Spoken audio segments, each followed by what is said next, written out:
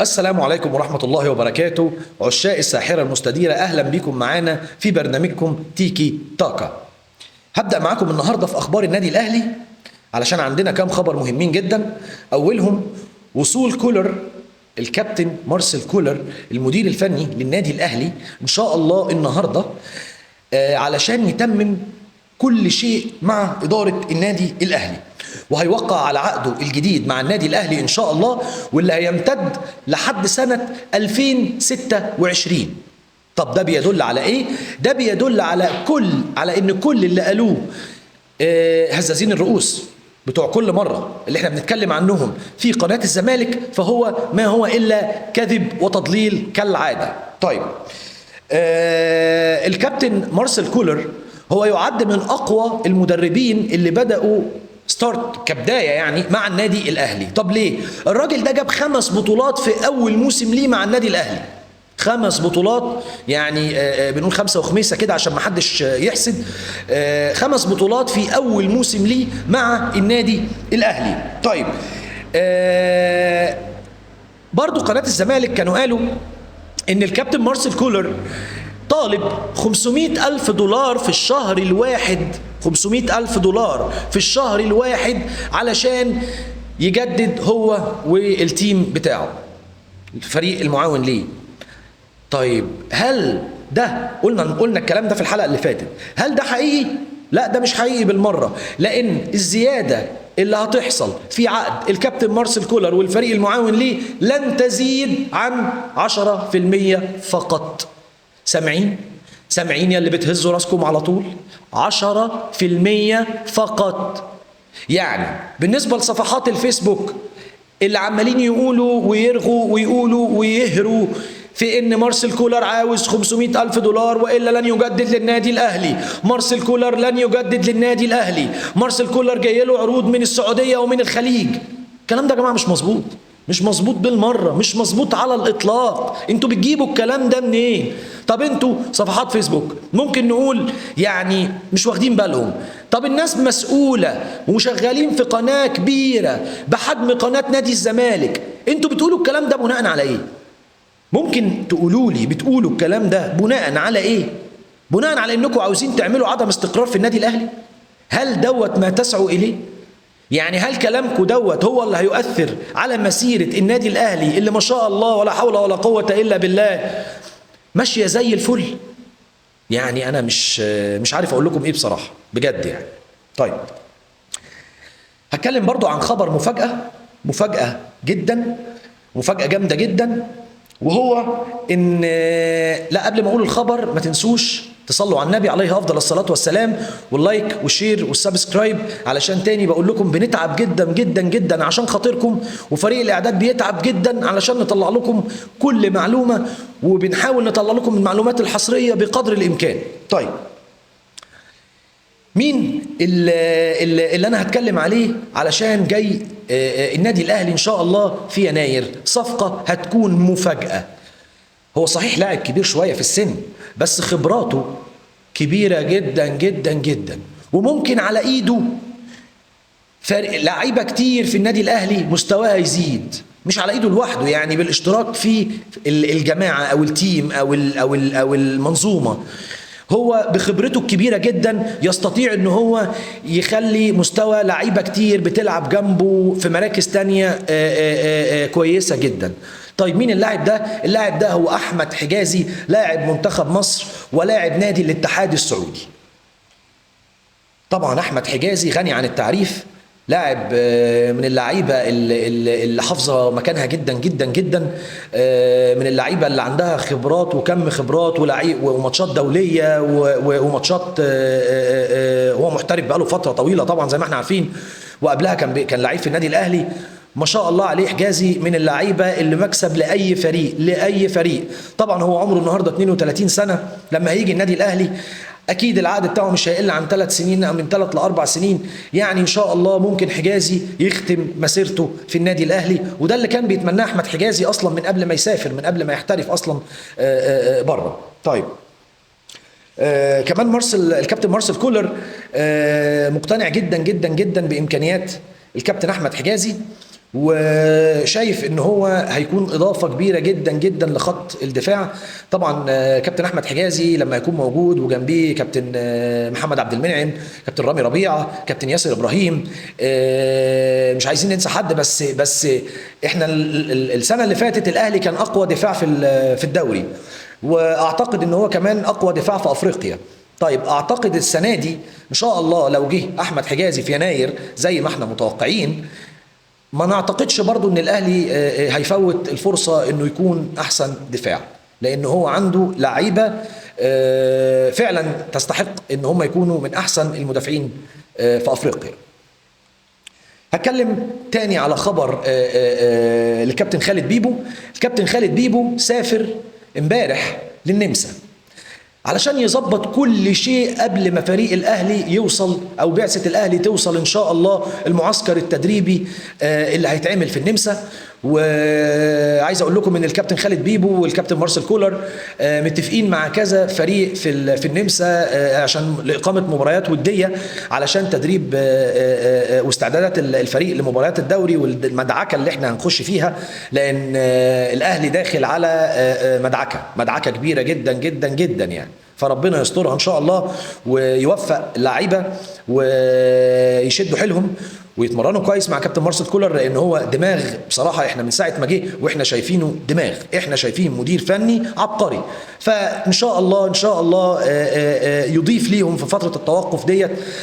احنا نعتقد ان من ساعه ما كان موجود فايلر لو نفتكر الاهلي ما عملش معسكر اعداد، يعني ما نعتقدش ان في معسكر اعداد اتعمل خارج مصر من ساعه ما كان الكابتن رينيه فايلر موجود. يعني ما نعتقدش على الاطلاق ان حصل من ساعتها اي معسكر، وده بقى له 3 سنين. فانه يحصل دلوقتي معسكر احنا شايفين ان ده اضافه كبيره جدا جدا جدا للفريق، وان شاء الله هتكون بدايه قويه جدا جدا لموسم مليء بالصعوبات، يعني فعلا مليء بالصعوبات. طيب هنخرج بقى شويه بره اخبار النادي الاهلي وهنخش في خبر سريع. تجديد احمد فتحي لنادي بيراميدز. طبعا يعني احنا اكيد بدل احمد فتحي جدد لنادي بيراميدز يبقى باتشيكو مقتنع بيه. طيب كابتن احمد فتحي قال ايه؟ كابتن احمد فتحي قال ايه؟ التاريخ ما تقدرش تغيره، التاريخ ما تقدرش تغيره، لكن بخطوات مدروسة تقدر تغير طموحاتك، وعلشان التاريخ بيتبني هنا انا مكمل في بيراميدز هنا. احنا طبعا قبل اي شيء يا كابتن احمد بنتمنى لك التوفيق، لان انت من اللعيبه الرجاله ومن اللعيبه اللي خدمت النادي الاهلي وضحت علشان النادي الاهلي كتير.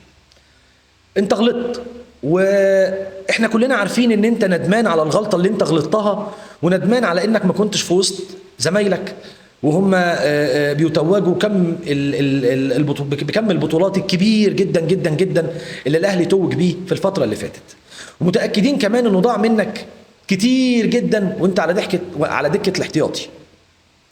فانت النهارده شايف ان انت عندك طموح جديد، ده مش عيب، مش عيب على الاطلاق، لكن هل انت شايف بما يرضي ضميرك ان اللي انت عملته كان صح؟ بانك تسيب منظومه وكيان زي النادي الاهلي باحترامه وببطولاته وبانجازاته، وتروح حتى الان لنادي لم يحصل على بطوله واحده، وراحوا قبلك واحد وقال انا عندي طموح، واديك شايف في الاخر الطموح وصلوا لفين؟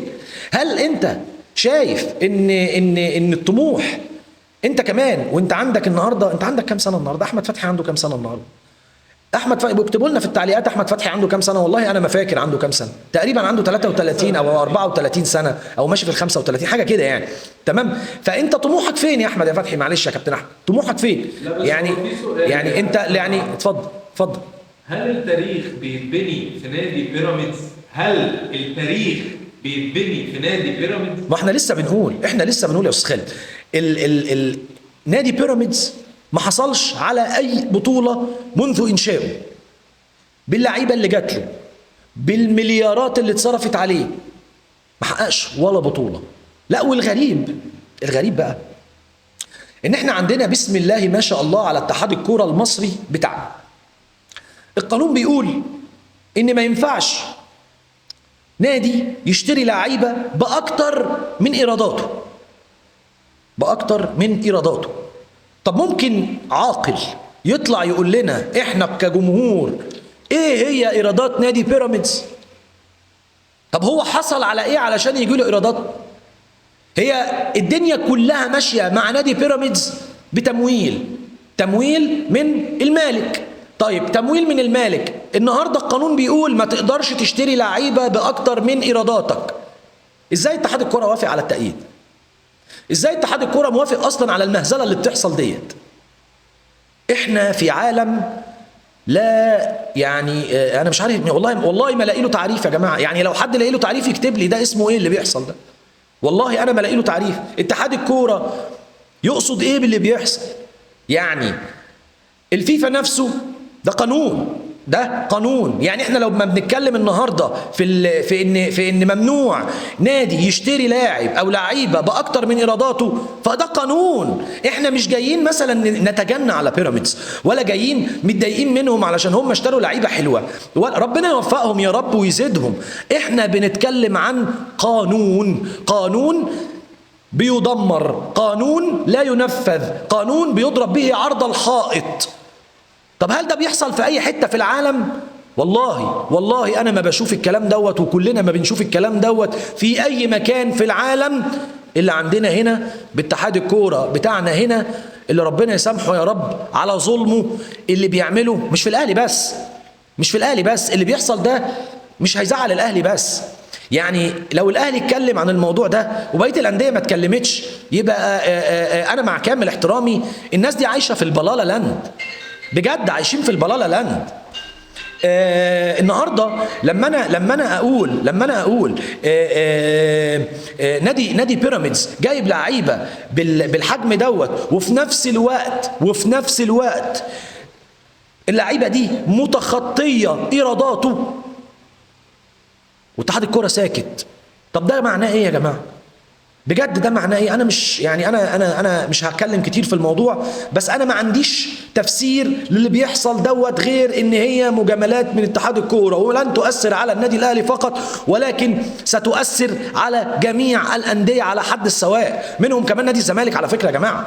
يعني لا تتخيل ان النهارده لما بالسكواد بتاع الزمالك، لما الزمالك يروح يلاعب بيراميدز، ان الزمالك هيكسب، ولو كسب يبقى كلنا عارفين هيكسب ازاي، وعارفين انه هيكسب بمجاملات تحكيميه كالعاده. لكن النهارده لما الزمالك هيلاعب بيراميدز بالسكواد الجديد بتاع بيراميدز، انا شايف من وجهه نظري الشخصيه بيراميدز هيكسب الزمالك مش هيقل عن من 2 ل 3-0. ده احمد سيد زيزو مشي وببلاش، ومش بقول هيمشي، انا بقول لكم خبر خلص، خبر موثوق فيه تماما. احمد سيد زيزو رحل تماما من الزمالك. الكلام ده خلصان، الكلام ده لن يعلن دلوقتي ليكم من مجلس اداره نادي الزمالك. ليه مش هيعلن ليكم؟ النهارده المعزول لسه معين ابنه احمد مرتضى في رئاسة نادي الزمالك مؤقتا. هل تتخيلوا ان بمجرد ما احمد مرتضى هيتعين في رئاسة نادي الزمالك مؤقتا، هيروح طالع إدارة الزمالك تقول لكم اوعوا الحقونا زيزو مشي؟ طبيعي الجمهور هيثور، طبيعي الجمهور مش هيسكت، طبيعي الجمهور هيقول ايه ده؟ ايه اللي بيحصل ده؟ هو طبعا ده حقيقي والجمهور من حقه، لان بدل ما الاستاذ احمد مرتضى يطلع يقول للجمهور حاجه يعني يبر خاطره، يعني برو عتب اي حاجه، لا، احسن لاعب عندهم في الفرقه بيمشي. وعايز اقول لكم على وتاكيد للي احنا قلنا امبارح، احمد سيد زيزو هيمشي ببلاش. سامعني يا بتاع ال10 مليون يورو؟ سامعني؟ هيمشي ببلاش. هو 15 يا استاذ عمرو. هو قال 15؟ 15 يا استاذ عمرو. هو ما زاد؟ بقوا 15. معلش احنا اسفين. هو ليه هو يا جماعه واضح ان هو ليه حاجه اسمها المعزول ترانسفير ماركت، فهو ليه ترانسفير ماركت لوحده. يعني احنا مش عارفين بصراحه ربنا هو بيجيب الاسعار دي منين، والله ما عارفين. هو عنده ترانسفير ماركت مع حاله، ربنا يا رب يبارك له بحق جاه النبي. طيب خبر جديد يا استاذ عمرو هيضحك الناس، فانا حابب نضحكهم. والله يضحكهم، انا نفسي اضحك والله يا استاذ خالد في الاخبار الجميله اللي عندنا دي. اسمعوا معانا كده، اقترب نادي الزمالك من الحصول على صفقة مهمة كانت هدفا للنادي الأهلي خلال الفترة الماضية. الصفقة دي بقى هي مين؟ تخيلوا الصفقة اللي الأهلي كان هيموت عليها والزمالك خدها منه. مين بقى اشتغل؟ هشام صلاح لاعب الاتحاد السكندري. تمام؟ هشام صلاح لاعب الاتحاد السكندري. اللي بيقولوا دلوقتي ان هم بيحاولوا يضموه لصفوف نادي الزمالك، يعني الصفقه لسه ما خلصتش كمان حتى الان، الصفقه لسه ما خلصتش، بس هم اتهموا الاهلي بان هو كان هيموت عليها وان هم خدوها من عينيه. والله يا جماعه هم لو عايزين ياخدوه. هو اصلا انا بس عايز اسال سؤال، هل نفترض ان لو الاهلي دخل مع نادي الزمالك في صفقه، هل الزمالك هيقدر ياخدها من الاهلي؟ يعني هل دلوقتي الزمالك لما مع احترامنا لنادي الزمالك، نادي كبير ونادي عريق ونادي ليه جمهوره، ومع احترامنا لجمهور نادي الزمالك اللي كلنا بنقدره، وانا ليا اصحاب كتير جدا جدا زملكاويه، انا راجل اهلاوي واهلاوي صميم، ليا 3/4 اصحابي زملكاويه وبحبهم، بس ناس محترمين فاهمين يعني ايه كيان نادي الزمالك. يعني انا بكلمكم بما يرضي الله، يعني انا بتكلم بجد. النهارده نادي الزمالك لو جاب اللاعب هيقدر يدفع له فلوس؟ طب هيقدر يدفع للنادي اصلا حقه؟ مش لما يدفع مستحقات الناس اللي عنده الاول. النهارده خالد الغندور طلع قال ان لعيبه كتير هتاخد مستحقاتها. فين يا جماعه؟ فين يا استاذ خالد؟ فين يا استاذ خالد يا غندور اللعيبه اللي خدت مستحقاتها؟ ده احنا ليك، يعني انت ليك عندنا رساله من الجمهور لحضرتك شخصيا يا استاذ خالد يا غندور. احنا هنسال حضرتك، ما احنا عارفين دلوقتي يعني ربنا يوفقك يا رب. احنا هنسال حضرتك سؤال، يعني كذا سؤال. يعني حضرتك كنت لاعب رائع ومتعت جمهور نادي الزمالك كتير جدا وفرحته كتير جدا جدا، وحضرتك لاعب، وكنت لاعب في منتخب مصر ومتعتنا وفرحتنا واسعدتنا كتير جدا جدا جدا، وحضرتك لاعب يا كابتن خالد. احنا عايزين نسأل حضرتك سؤال، ازاي حضرتك النهاردة بتطلع تقول كلام مغلوط؟ ازاي حضرتك كنت قامة بتطلع تقول كلام مش حقيقي؟ طب ازاي حضرتك بتروح البيت وتتكلم مع اولادك واولادك لو اولادك النهارده صغيرين ومش عارفين الحق، لما يكبروا ويلاقوا ابوهم بيقول كلام مش حقيقي، هل حضرتك هتسامح نفسك على اللي انت عملته دوت؟ هل حضرتك اولادك هيسامحوك على دوت؟ طب حضرتك بتعمل ده ليه؟ لو حضرتك بتعمل ده عشان الفلوس، فصدقني الفلوس بتروح وما بيتبقاش غير الكرامة. ولو حضرتك بتعمل ده عشان الشهرة، فحضرتك اوريدي مشهور. طب حضرتك بتعمل ده ليه؟ وحضرتك كنت زمان بتعمل برنامج جميل كلنا كنا بنتابعك، صحيح كنت ساعات برضو بتيجي شوية على الناس وبتقول كلام مش حقيقي، لكن ما كانش بنفس الكم بتاع دلوقتي. وفي الآخر يعني معلش احنا بنعتذر لك، كل ما بيجي يتعصب حد ما بيطلعش غله غير في حضرتك، وفي الآخر حضرتك مشوه هاتوه، والله مشوه والله هاتوه، كل مرة بتروح وتيجي. انت مش مكسوف؟ يعني بجد حضرتك مش خجول؟ يعني أنا ما عنديش تعليق تاني ولا أنا ولا الجمهور لحضرتك، بس نتمنى تراجع نفسك، لأنك زمان كنت حد جميل، حد لاعب قوي، لاعب كويس بتفرحنا. فيا ريت يا ريت تفكر في الموضوع، ويعني حتى لو كنت غلطت فالدنيا ما طارتش، تستطيع انك انت ترجع ثقة الناس فيك مرة تانية. وده يعني رجاء من جمهور الاهلي ورجاء من جمهور الزمالك شخصيا، ان حضرتك تكون بني ادم على حق، يعني تتكلم في الحق، تتكلم في اللي بيحصل، ما تزودش ولا تنقص يا استاذ خالد يا غندور، عشان ربنا يكرمك ويوفقك يا رب. معلش يا استاذ عمرو، نخش بقى في صفقه سوزا ونأكدها ونبارك للجمهور. انت حرقتها لنا كده يا استاذ خالد، حرقتها لنا. بصوا يا جماعه، هو قال لكم على صفقه سوزا قبل انا ما اقول لكم على قبل ما اقول لكم على صفقه النادي الاهلي. ما تنسوش تعملوا لنا الشير واللايك والسبسكرايب، فبالله عليكم ما تنسوا تعملوا لنا الشير واللايك والسبسكرايب وتفعلوا الجرس علشان يوصل لكم كل جديد ان شاء الله. احنا كنا امبارح قلنا ان احنا شاكين بنسبه 70% ان سوزا هيكون مهاجم الاهلي. احنا تاكدنا بنسبه، يعني مش عايزين نقول 100%، بس هنقول 99% ان سوزا ان شاء الله هيكون مهاجم النادي الاهلي الجديد. كنا سعداء معاكم النهارده، وان شاء الله نكون وصلنا لكم الخبر بطريقه سهله وبطريقه لطيفه. ما تنسوش تاني الشير والسبسكرايب وتفعلوا الجرس عشان يوصل لكم فيديوهاتنا على طول. والسلام عليكم ورحمه الله وبركاته.